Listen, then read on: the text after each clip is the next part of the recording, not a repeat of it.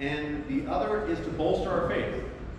We're going to do some Bible study here. We're in our study of these 10 scriptures that I have for you.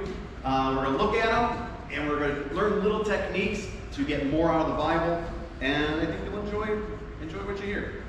So I was inspired by that. So when it comes to the topic of Jesus, the world has proven to be a very noisy place.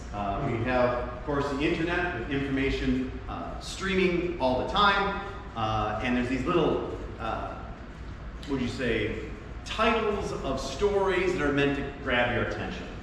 And just yesterday, or the day before yesterday, I saw a title that said, "Who in history likely never existed?" And there's a picture of Jesus. Or some guy who acted as Jesus. And, who would have guessed? He probably never existed, as if he was there, as if he did any sort of level of study. So the topic of Jesus in our world today comes with baggage, a lot of noise. I'm here to hopefully tell you what the scriptures say, and again, to bolster your faith. So what are we going to talk about? I'm pointing here. I point to this thing, Robbie? I point to that? Yeah, very good. Excellent. Jesus, who he was, what he did, why it matters. We're going to make it simple. We're breaking it down base level. And we're going to do it so this first one, I'm going to give you 4 examples of this first point. I'm just going to give you the scriptures. I'll read. Again, there's about 10 scriptures. There'll be a lot of reading. The scriptures will be up there for your own Bible study. We're going to try and knit this all together. The Bible is one of the most, or maybe the first, hyperlinked text in which everything connects to one another. It's fantastic. It was written over thousands of years, 66 different authors, and it all sort of connects. You're going to see some of that connection this morning. Deuteronomy 19:15, it says, "One witness is not enough to convict a man accused of any crime or offense. He may have committed. The matter must be established by the testimony of 2 or 3 witnesses." So in the Jewish society, from the time of Moses to the time of Jesus, this was held up. The idea that you need 2 witnesses. Now, there was no cameras, there was no voice recording, so you needed some proof of your claim. This person stole my sheep. Do you have proof of that? They had nothing. Now, you got to ask yourself, that can be kind of hard to do because most of your crimes are usually done when the coast is clear. So trying to get 2 witnesses to be witness to anything is going to be a little difficult. But in a sense, you could say it kept the courts from being a complete mockery. That's my thought of why this was there. But it also created a culture in the Jewish society. And it may have been used to really keep the Jewish community tight-knit. Right. They all had the word to go to. The whole fact that there is a Jewish state today is a miracle of God that we all should recognize. When people get conquered, when they get spread across countries, they don't exist anymore. No one's claiming to be a Mesopotamian. No one's claiming to be a Babylonian. They're gone. There are no more. The Jewish people stay together. And I believe it's this concept of the word is that important. It is what we hold to. It's the glue that puts everything together. That is where you get in the New Testament, that's where you get phrases like, "as it is written." Before Paul would write, "Well, as it is written," meaning I am now using the written word as a witness. Yeah. As Abraham said, as Moses said, he's hearkening back to the Old Testament. The word itself was acting as a witness. It's all established. I'm not speaking for myself. Look right there. Right. Oh, okay. Well, you have some merit. Now, this kept people humble. It's like they can't just act out. You can't just spout off and come up with your own idea of how things work. So it's good in that way, but at the same time, it may have left to everyone to be judges. hey, that's not right. Hey, that's not right. And that kind of manifested with the Pharisees in the New Testament. So with that mindset, you need two witnesses. How does this convey to other places? Let's go to Genesis chapter 22. Right. This is where the angel is speaking to Abraham. He's just proven his faith. He's going to sacrifice Isaac. But now the angel intercedes and says in Genesis 22, verse 15, the angel of the Lord called to Abraham from heaven a second time and said, I swear by myself, declares the Lord, that because you have done this great act of faith, and have not withheld your son, your only son, I will surely bless you and make your descendants as numerous as the stars in the sky and the sand in the seashore. Pivotal verse in all of Jewish history. God is making his promise, you are going to be my man. And I swear by myself. So God's not using the word. There is no word. There is nothing else he can swear to. Right. He's at the top. So I swear by myself. Mm-hmm. He's the only one who can do that. This concept of swearing by yourself, or God swearing by himself, is mentioned in Jeremiah and Isaiah, not the only place. And he's the only one. Moses couldn't do it. Abraham himself couldn't do it. No one. And the Jews knew this. They knew that there is only one. We all of us lowly people, we got to go to the Word. We got, as God says, or even Abraham is used. But here, when it comes to swearing by yourself, only God could do that. No need for a second witness. Yep.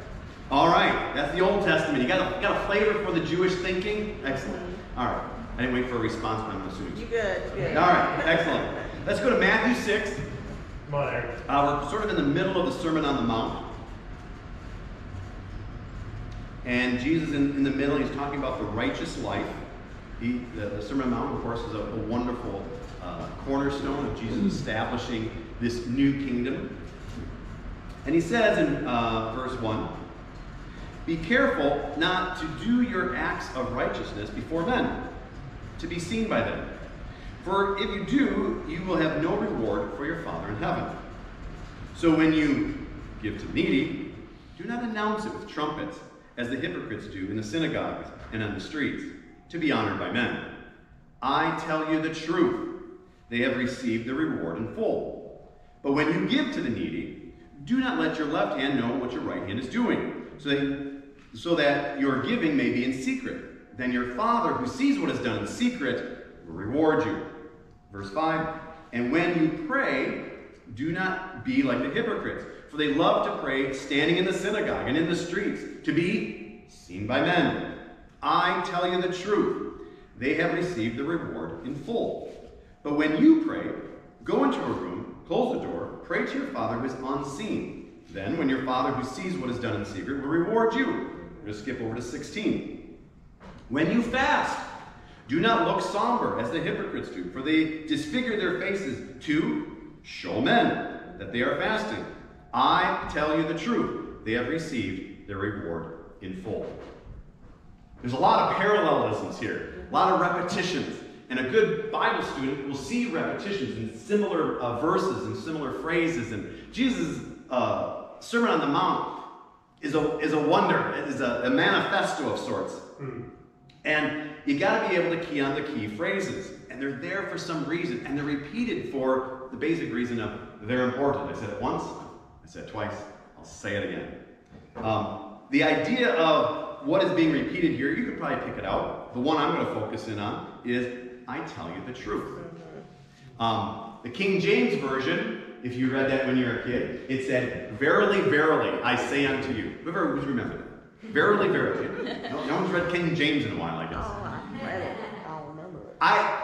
When I read that, it meant nothing to me. It's like, verily, verily, I've never heard anyone say that, so I'm just going to move right on. I have no idea. But it means, I tell you the truth. Now, there are phrases that we speak that we don't exactly mean what we say. Now, these words, I tell you the truth, what's Jesus saying? He's like, well, I'm telling you the truth this time. Well, Jesus is being honest. Oh, thank you. Thank you, Jesus, for being honest. Not exactly. Is he telling the truth? Of course he is. But if you're ever down in the South and you're ever told that, oh, well, bless your little heart. Did you ever hear that? Oh, yeah. Yeah. It's not what they mean. I think it means something to the effect of, you're kind of an idiot. It's kind of a pat on the head. Pretty much, yeah. Yeah, it's not a good thing. True. So they say those things, but they mean something, or it has a deeper meaning. Absolutely. And for the classic thing, I don't know if this is even a thing anymore, guys would ask a girl out on a date, and he would call her and say, hey, how about tonight? And she would say, I gotta wash my hair. Right. Is that what she's doing? Is that really what she's doing? I mean, she might say something like, I have to floss my cat. It means absolutely nothing. I just don't want to be with you. I will do anything other than to be with you. That's what she's saying. So there's deeper meaning. Jesus says, I tell you the truth. What he's really saying, in a sense, I swear by myself. Absolutely. And he's looking at all these righteous things in the Jewish life. He's talking about fasting. He's talking about giving. He's talking about praying. Jesus is saying, I swear by myself, this. He's not hearkening back to the Old Testament. I'm saying this. Who's the only one that could do that? God. And they knew that. And if you look at the very end of the Sermon on the Mount, they were amazed. Like, whoa, what did we just listen to here? That guy's speaking as he has authority. And that's exactly who he has. There was no mystery. There was no mystery whatsoever. Only God. It had to be startling. Second example. We are going to look at the concept of Jesus referring to himself as the Son of Man. Did you ever hear Jesus calling himself the Son of Man? Yeah. Son of Man. Son of Man. It's about, I think, 80 times in the New Testament. He says it so much, we're not even going to look at the scripture because it's everywhere. Jesus, no one ever referred to him as the Son of Man. Jesus always referred to himself as the Son of Man. Kind of interesting. Where does it come from? Let's go to Daniel chapter 7, verse 13. It says, in my vision at night, I looked, and there before me was one like the Son of Man, coming with the clouds of heaven. He approached the Ancient of Days. By the way, the Ancient of Days is basically God, the heavenly realm. And was led into his presence. He was given authority, glory, and sovereign power. All people, nations, and men of every language worshipped him. His dominion is an everlasting dominion and will not pass away. And his kingdom is one that will never be destroyed. This is not a prophet. This is not a simple man. This is not just a man from Nazareth. Full dominion. Everlasting kingdom. This is God. And Jesus knew that. And the people who heard him, when he called himself the Son of Man, it's like, whoa. You just don't throw that around. Right. I am God. So this concept of, Jesus, he was just a good teacher. He taught some good lessons. That is garbage. He constantly, in so many ways, told everyone, I'm God, I'm God, I'm God, I'm God. I did that, I know that, I know everything, I'm God. Constantly, repeatedly. You got to get this through your head, folks. I am the Messiah. Right. Jesus knew what he was calling himself, and he knew what effect it would have. Let's go to the third example in Exodus chapter 3. It says, Moses said to God, suppose I go to the Israelites. This, of course, is before the Moses freeing the slaves from Egypt. Moses says to God, suppose I go to the Israelites and say to them, the God of your fathers has sent me to you. And they ask me, what's his name? What shall I tell them? Keep in mind, God has not truly revealed himself to the masses. They called him, I worship the God of Abraham. There was no name. It's like, I'm with him. I'm with Abraham. So this God is now introducing himself. So Moses asks a very valid question. Who do I say? Who do I say this is? What was his name? What shall I say then? God said to Moses, I am who I am. This is what you are saying to the Israelites. I am has sent you. me to you. God also said to Moses, say to the Israelites, the Lord, the God of your fathers, the God of Abraham, there it is, God of Abraham, the God of Isaac, the God of Jacob, has sent me to you. This is my name forever, the name you shall call me from generation to generation. God has introduced himself. I am the great I am. And there's a whole bunch of names and tenses and verbs, and it gets pretty complicated. What we're being introduced here is the Tetragrammaton. Raise your hand if you ever heard that. Tetragrammaton. Anyone? No, not a soul. Well, today you get to learn about the Tetragrammaton. Notice in the NIV, they did, I don't know if they're the first ones who've done this, but they did pretty good. They introduced the divine name of God. When God says, say to the Israelites, the Lord, look at the way Lord is spelled. It should be spelled in all caps. Mm-hmm. That means it's referring to the Tetragrammaton. Why it has a big name? It just is. Bear with me. It's a way of differentiating between all the ways the word Lord is being used. Okay. So you have a landlord, and the landlord is not God. Right. He kind of controls where you live, where the Lord controls what everyone's doing. Mm-hmm. Am I making sense here? Absolutely. Yeah. The NIV did a great job. So sometimes it says Lord, capital L, O-R-D, not a bad thing. But when you lay out the Tetragrammaton, L, capital O, capital R, capital D. This is the Most High. This is the name of God. So much was the ideas of the Jewish people that they did not want to break the Ten Commandments and say this name in vain. They were careful. How careful? That's your question you're supposed to ask me. How careful were they? They were so careful that they never spoke it. And they kind of lost sight of actually how to pronounce it. So in a sense, we kind of don't know. Mm-hmm. So much for being overcautious. But it preps us to the idea that for our next verse in the New Testament, we've got the name of the Lord, the Tetragrammaton, the I am, the great I am, Yahweh. I guess that's the attempt at pronouncing it. Mm-hmm. Let's see in Matthew 14. Did I do the next one here? What am I doing? Oh boy, I think I'm moving way too fast. Oh, so sorry. I'm so sorry. So we did the second one. We did the third one. Matthew 14. So sorry. Thank you. Good to be in the church where there's forgiveness. Matthew 14, 22, 27. Immediately, Jesus made the disciples get into the boat and go on ahead of him to the other side. When he dismissed the crowd, when he went to the other side, while he dismissed the crowd. After he had dismissed them, he went up on the mountainside by himself to pray. Later that night, he was there alone, and the boat was already a considerable distance from the land, buffeted by the waves because the wind was so great. During the fourth watch of the night, which, by the way, means shortly before dawn, Jesus went out to them, walking on the lake. When the Jesus saw him on the lake, they were terrified. It is a ghost, they said, and they cried out in fear. But Jesus immediately said to them, take courage, it is I, don't be afraid. Stop there. Walking on the lake, big event, major miracle. The disciples are in the boat, frightened by the storm, and they see what they think is a ghost. Now, this is where looking at different versions of the Bible, and we look at an NIV, Tony read from the NIV this morning. The NIV is a fair balance between two concepts.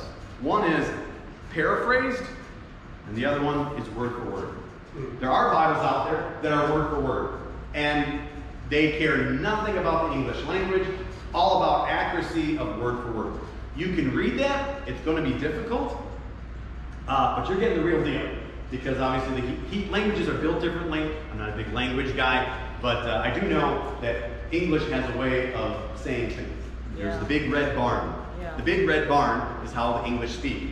In Spanish, it's the barn, big red.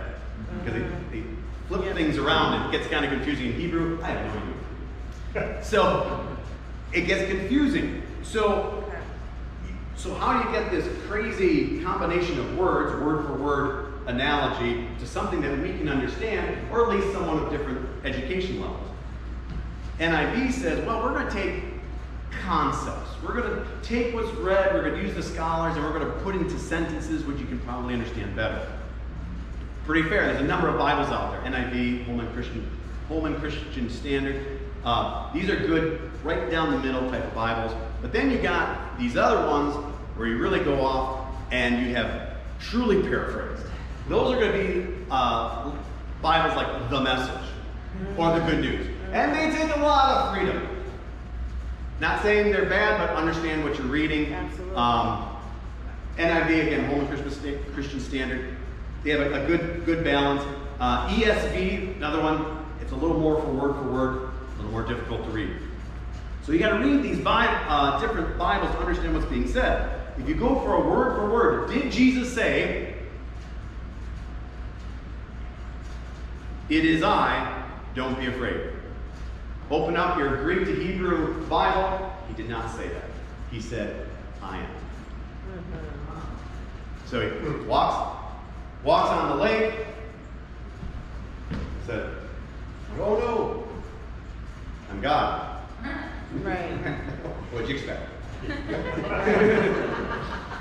So this had to floor them. So there's so much happening. I mean, you can imagine from the disciples' perspective. They're in the boat. You got a storm going on. This is crazy. We're kind of, where did Jesus go? He's out on the mountain. I don't know. Whoa, there's a ghost. Holy cow. And then he said, "I'm God." Whoa. There's just so much happening from a Jewish perspective. It had to blow them away. Jesus again saying to his disciple, "I'm God. Right. I'm the Messiah. I'm the promised Messiah."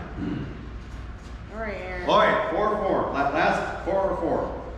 Now this is where things are going to get a little dicey. Things are going to get a little heated in the society where Jesus is. John 8, starting in verse 12. When Jesus spoke again to the people, he said, "I am the light of the world. Whoever follows me will never walk in darkness, but will have the light of life." The Pharisees challenged him. "Here you are, appearing as your own witness. Your testimony is not valid." So notice, Jesus never even said, "Verily, verily, I tell you the truth. I swear by." He didn't say any of those words. But the way he's talking, they understand what's going on. Here you are swearing by yourself, acting as your own witness. Jesus answered, "Even if I testify on my own behalf, my testimony is valid. For I know where I come from and where I am going. But you have no idea where I come from or where I am going. You judge by human standards. I pass judgment on no one. But if I do judge, my decisions are right, because I am not alone. I stand with my Father who sent me. In your own law, it is written that the testimony of two men is valid.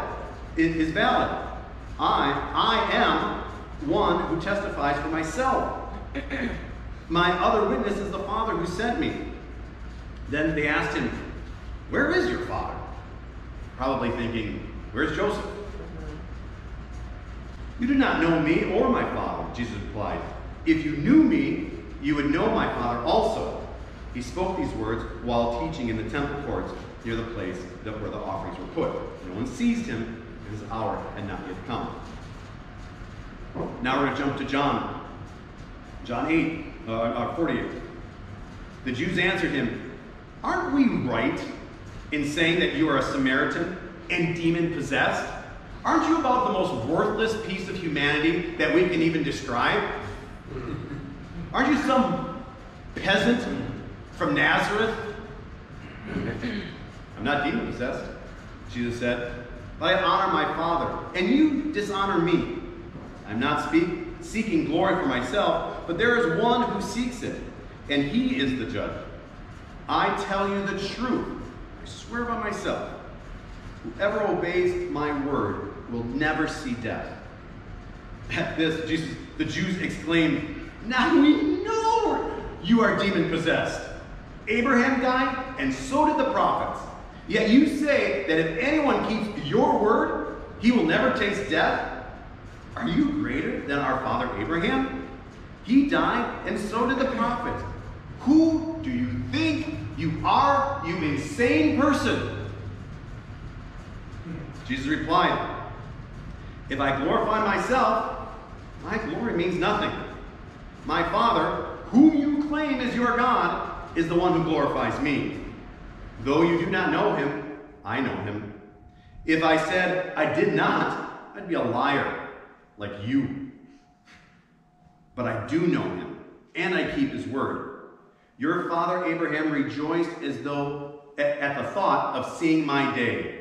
He saw it and was glad. You are not 50 years old, the Jews said to him, and you've seen Abraham. I tell you the truth. I swear by myself. Jesus answered, get this, before Abraham was born, I am.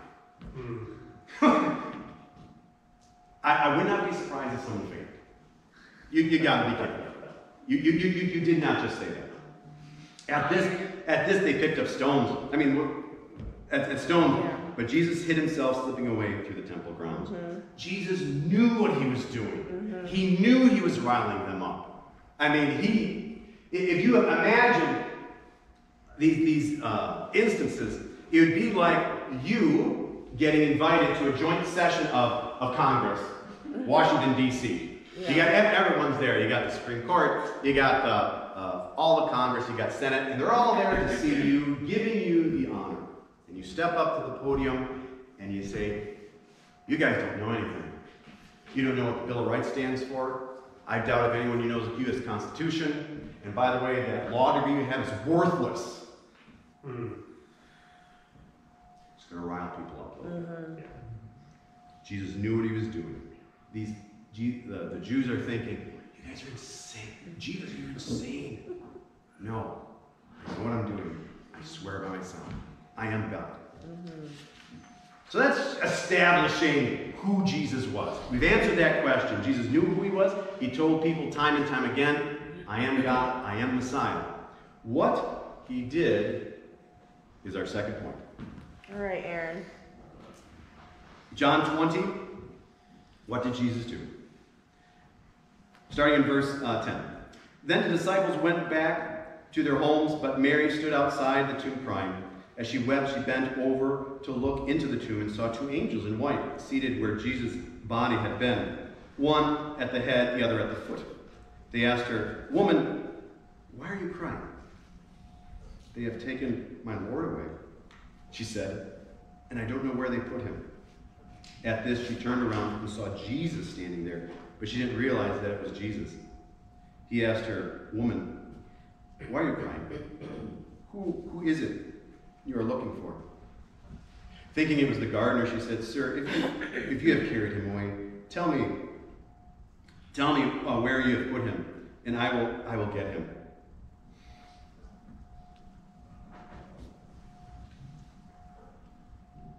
Jesus said to her, Mary. She turned towards him and cried out in Aramaic, Rabboni, which means teacher. Jesus said, Do not hold on to me, for I have not yet ascended to the Father. Go instead to my brothers and tell them, I am ascending to my Father and your Father, to my God and your God. Mary Magdalene went out to the disciples with the news, I have seen the Lord. Come on, Aaron. And she told them the things that happened to her. Why are you having a hard time reading? All right. Good stuff. Come on. So what did Jesus do? He resurrected. The God, the Messiah, he resurrected. And very similar to the disciples in the boat, not understanding what's going on. Mary didn't, she's struggling to understand what's going on. Where are you, the gardener? Tell me where he is. Really a state of awe. Jesus conquered death. The tomb is empty. And that in and of itself is worthy of a whole lesson. You know, the whole empty tomb. Is that really happening? Well, there are alternatives, but they're not plausible. The only thing that is plausible is an empty tomb. What did Jesus do? He resurrected. Amen. After saying all this stuff, why does it matter? Why does it matter? We're going to find out in 1 Corinthians chapter 15. But if it is preached that Christ has been raised from the dead, how can some of you say that there is no resurrection of the dead? If there is no resurrection of the dead, then not even Christ has been raised. And if Christ has not been raised, our preaching is useless, and so is your faith. More than that, we are to be found to be false witnesses about God, for we have testified about God that he raised Christ from the dead. But he did not raise him if, in fact, the dead are not raised. So there's problems in the Corinthian church. They're saying, like, is there even resurrection? Is there resurrection? Well, there is no resurrection of us. Well, then Christ hasn't resurrected. For if the dead are not raised, then Christ has not been raised either. And if Christ has not been raised, then your faith is futile, and you are still in your sin. Then those who have fallen asleep in Christ, well, they're lost. If only for this life we have hope in Christ, we are of all people most to be pitied. So as you catch all that, there's a lot there. It's very, very condensed, and we're going to break it down line item by line item. What is the first thing? If there is no resurrection, preaching is useless, and so is your faith. You guys should get up, line up, walk out the door, stop listening to me, because what I'm doing is useless. In the end, it matters to nothing. You die, and it's all over, is no more. You could certainly find something better to do on a Sunday morning. Life is pretty busy out there. There's soccer games, there's other things going on. You do not have to be here, because if that tomb is full, or Jesus did in fact die and never rose, then there's far better things to do, and we should just move on with our life. That's what it means. That's what the impact is. That's why it matters, because our faith, our preaching is useless. Number 2, we are false witnesses. Liars. Complete liars. Damon should do the right thing and quit his position as the minister of this church, because he is nothing but a liar. He is preaching a false narrative. He is trying to influence us to believe a lie. He should probably leave town, because all we know him as a preacher, and he should start a new life, because if that tomb wasn't empty, he would be a liar. And so would we, by the way. So things are getting kind of ugly here. We're pushing a narrative on unsuspecting people. It's a terrible thing. Number 3, our faith is futile. A little bit of a repetition, but again, it's useless. And you may say, well, at least we got morals. Nope, they're useless too. Why have morals? Why even try to stop yourself from doing anything? If that tomb isn't empty, or that tomb is empty, I gotta make sure I get my analogy right here. If Jesus didn't resurrect, it means nothing. Our faith is futile, and we are still in our sins. Don't be looking for forgiveness, because there's nothing to be found. 4, everyone who has ever died is lost. Have you ever gone to a funeral of a disciple and the thought of, work tirelessly for the Lord? Well, he wasted his time. That would be harsh. Right. That would be harsh. That is our pivotal to our faith is the resurrection. God coming as man in Jesus Christ, dying, and then being resurrected. Lastly, 5, we are to be pitied. We are a bunch of fools.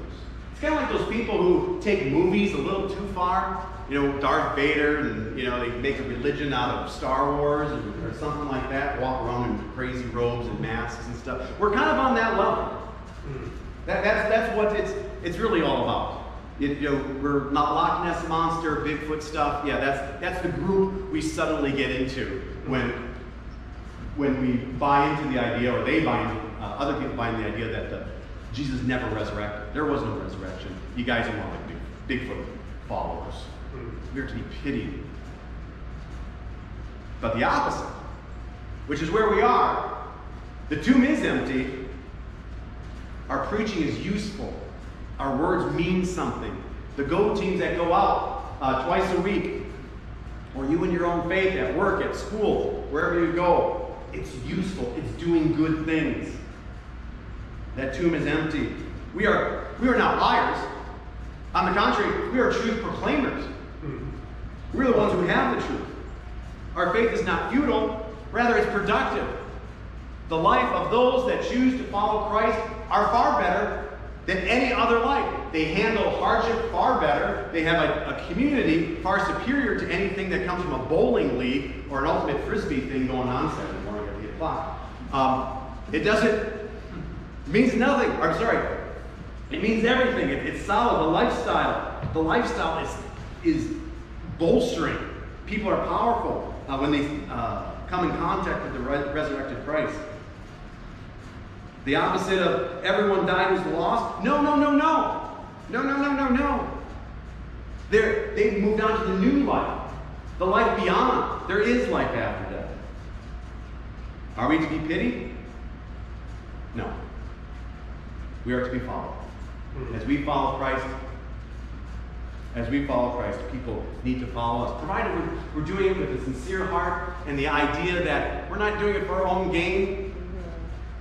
We are to be followed. Truth be told, the man Jesus claimed to be God, did resurrect, and he is planning on returning. Let us follow him this week and forever. Thank you. Amen.